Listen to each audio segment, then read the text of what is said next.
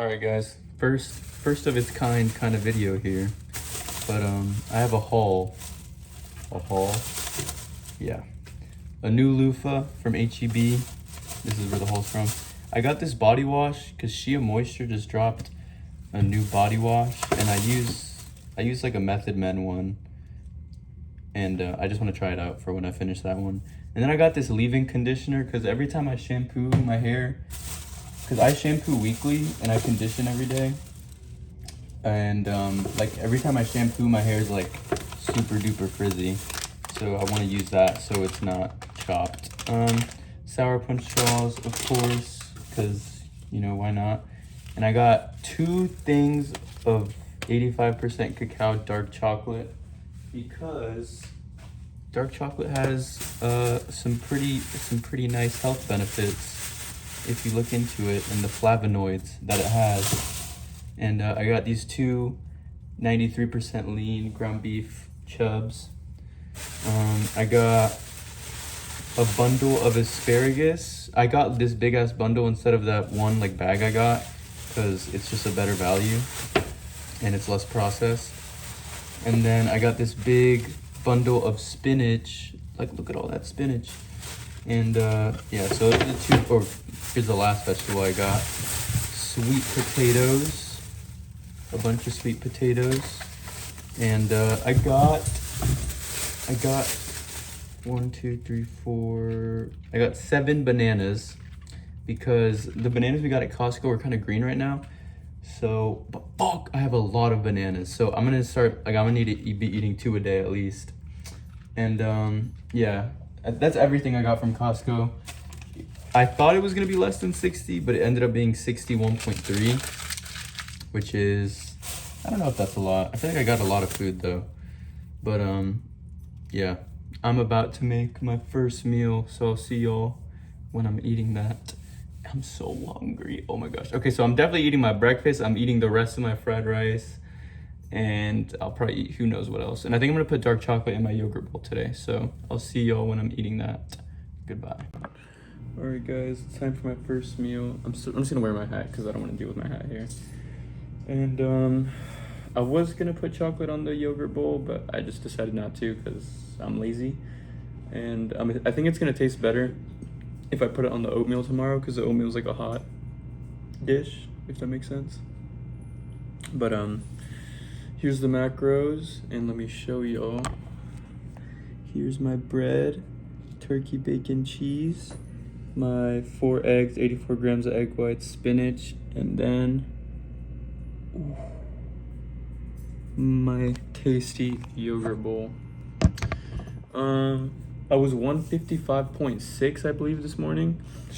So I honestly don't mind. I think it's like I don't even know, but I told myself I wouldn't care about the daily. Like I know I'm heavier than I was a week ago, and like in a good way. But yeah, it's already like 5:30, probably about to be 6, and I have to be up early tomorrow because I have class. So after this, I have to read, and then I have to do like my biology work. So I'll do one of those 2, and then I'll come down here, eat the rest of my rice, and then yeah, hopefully I'll have enough room because I have so many sweet potatoes. There's so much food here right now at this house, and I'm ecstatic about it, but I know for a fact I'm not letting any of it go bad, so I just gotta make sure I'm eating my stuff. And I think I'm gonna add ground beef to my fried rice, like my serving of ground beef, put that in the fried rice, and then maybe I'll just eat the sweet potatoes too, or like the rest of the sweet potato that I have. But I'll see what my macros allow. But yeah, I'll talk to y'all after I'm done eating this because I'm so hungry. I would talk about work, but I just want to eat right now. So I'll see y'all when I'm doing whatever I'm doing next. And goodbye. Okay, yeah, this should be facing me, and here's the macros for that, and let me show y'all this absolute no. Oh, all right, guys, I just recorded this video literally backwards because I'm an idiot, but I have my second meal here, which is looking absolutely absurdly insane. And it is the rest of my chicken fried rice from yesterday. Um, it's my serving of ground beef that I usually do with my sweet potatoes, and then it's the rest of the broccoli that I had. And I just combined it all into one bowl, and it looks absolutely absurd.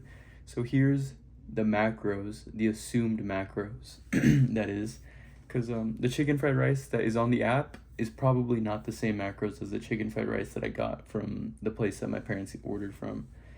And like the chicken fried rice that I'm eating is probably more calories than what the app says. But you know, I gotta try and track it at least. But let me show y'all this absolute monster meal, bro. Oh my gosh, bro. That's so, like, bro, yeah, I feel like this doesn't even do it justice. But it's like at least like 800 grams worth of food. But yeah, so I'm apparently at 2,000 calories. I highly doubt it. I'm probably more at like my daily calorie intake. But I've probably hit my macros with this meal. But you know, I might just use those 900 calories that I still have according to the app. And well, actually, I don't know. I'll probably just like maybe eat a yogurt bowl or like who knows what. But yeah, I'm about to eat this, probably be full AF. And I did my bio homework, I did my reading, and yeah, so I'll talk about what I read after this. I'm gonna watch some Super Mario Maker 2, one of Dashy's Super Mario Maker 2 videos, because I've just been rewatching them. Yeah, so I'm gonna eat this, talk about what I read, and yeah, I'll see y'all when I'm doing that. So goodbye.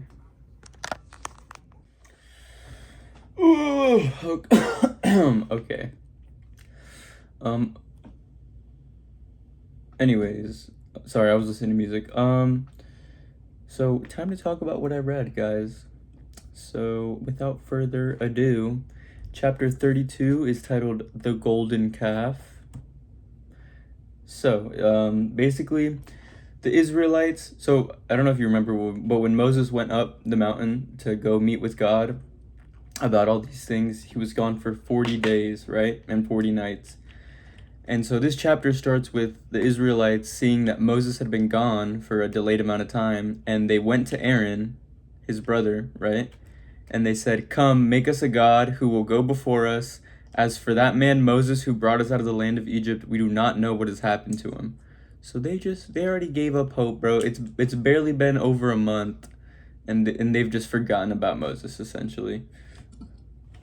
And then Aaron has the audacity to go, "Take off the golden earrings that your wives, your sons, and your daughters are wearing, and bring them to me." And so all the people did that, brought them to Aaron. He received them, and fashioning it with a tool made a molten calf. And then they cried out, "These are your gods, Israel, who brought you up from the land of Egypt." So they just made this golden calf, are calling it God or gods, and they're saying that this is who brought them out of the land of Egypt. And then Aaron saw this, and he built an altar in front of the calf and proclaimed, "Tomorrow is a feast of the Lord." So of this calf is who he's talking about when he says that. And it says, "Early the next day, the people sacrificed burnt offerings and brought communion sacrifices. Then they sat down to eat and drink and rose up to revel," which is to, it says here, enjoy oneself in a lively and noisy way, especially with drinking and dancing. So they're up to no good, all right? It's very obvious. And so after that, it says, "Then the Lord said to Moses, go down at once, because your people whom you brought out of the land of Egypt have acted corruptly. They have quickly turned aside from the way I commanded them, making for themselves a molten calf and bowing down to it, sacrificing to it and crying out, 'These are your gods, Israel, who brought you up from the land of Egypt.' I have seen this people, how stiff-necked they are." Continued the Lord to Moses, "Let me alone, that my anger may burn against them to consume them. Then I will make of you a great nation." So the Lord is fed up, bro. He's like, you know what? Let me just pack these fools up, and let me just make a great nation out of you, Moses, because you're loyal. And then Moses just saves the Israelites here. And it says, "But Moses implored the Lord his God, saying, 'Why, O Lord, should your anger burn against your own people, whom you brought out of the land of Egypt, whom you brought out of the land of Egypt with great power and with a strong hand? Why should the Egyptians say, with evil intent he brought them out, that he might kill them in the mountains and wipe them off the face of the earth? Turn from your burning wrath, change your mind about punishing your people. Remember your servants Abraham, Isaac, and Israel, and how you swore to them by your own self, saying, I will make your descendants as numerous as the stars in the sky. And all this land that I promised I will give your descendants as their perpetual heritage.'"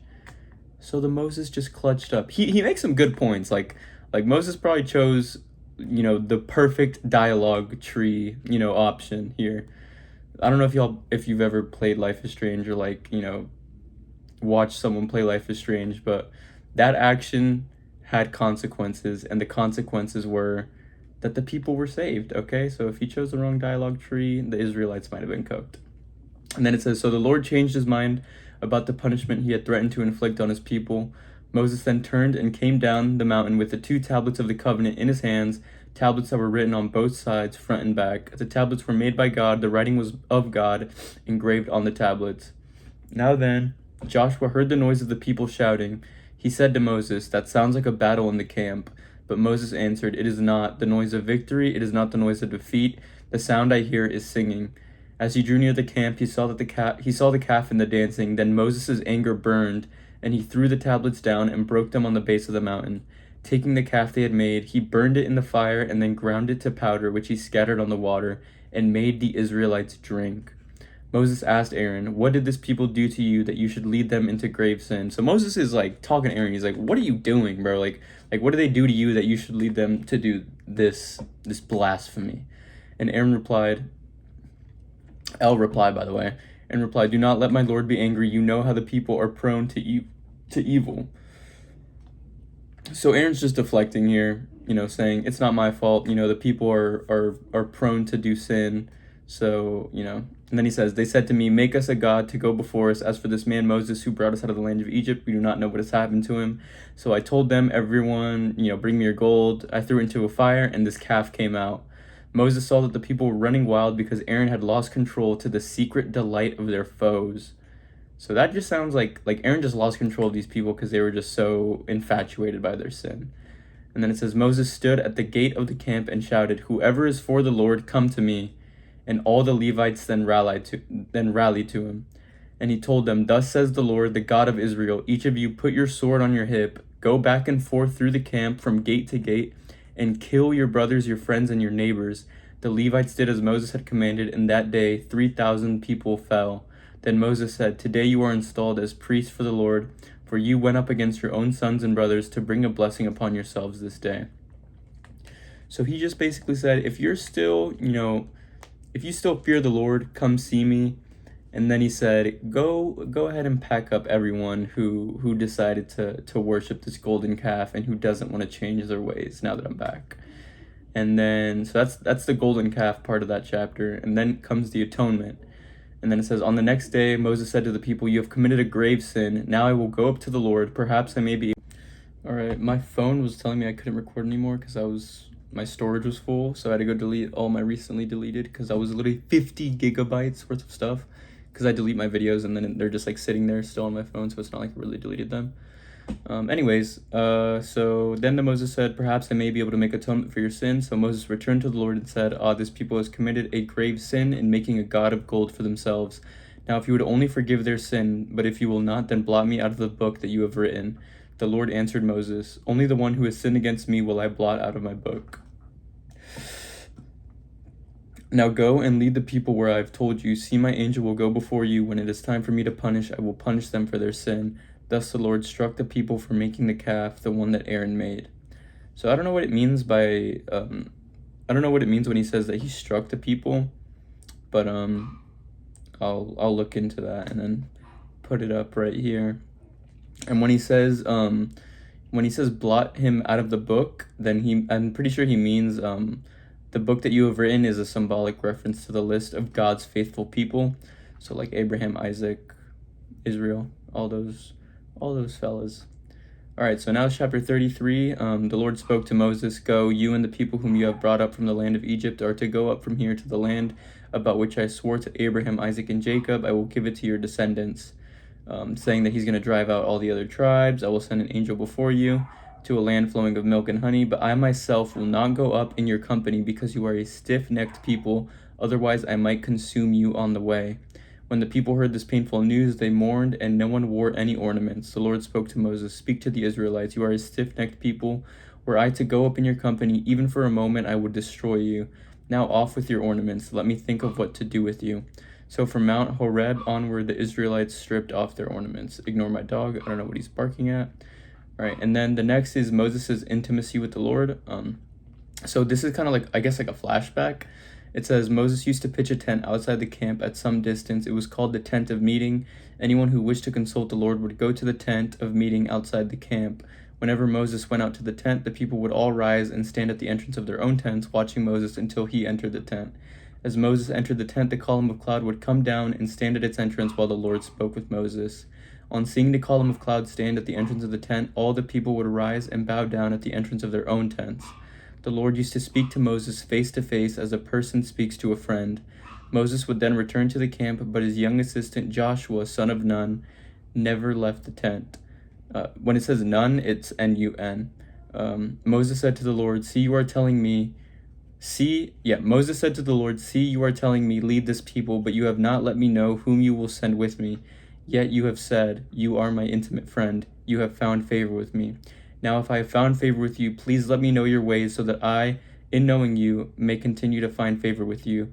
See, this nation is indeed your own people." The Lord answered, "I myself will go along to give you rest." Moses replied, "If you are not going yourself, do not make us go up from here. For how can it be known that I and your people have found favor with you except by your going with us? Then we, your people, and I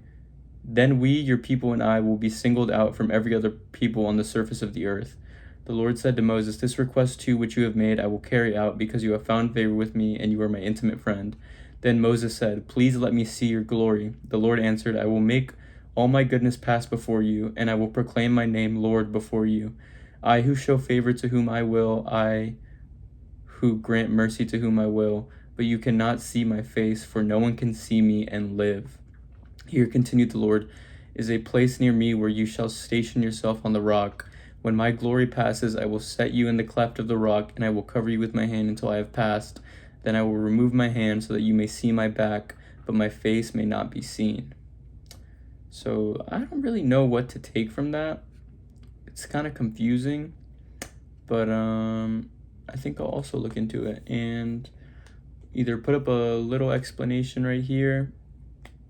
Yeah, I'll just put up an explanation, and yeah, that's how chapter 33 ends. So that leaves 34, 7 more chapters in the book of Exodus now, and then that will be my second book of the Bible done. So it's pretty exciting news. I cleaned my plate. Okay, I dominated that rice bowl.